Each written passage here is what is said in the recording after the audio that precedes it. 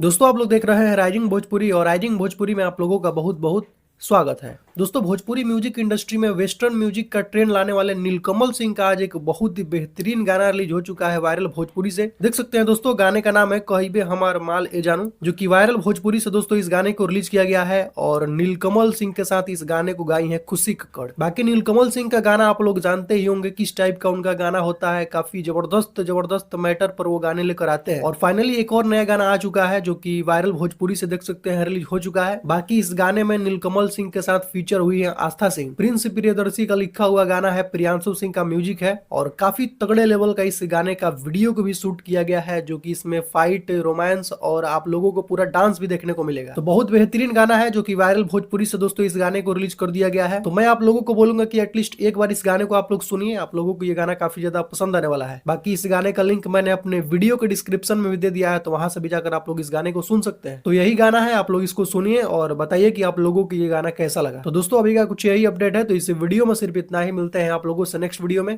Thank you so much video देखने के लिए।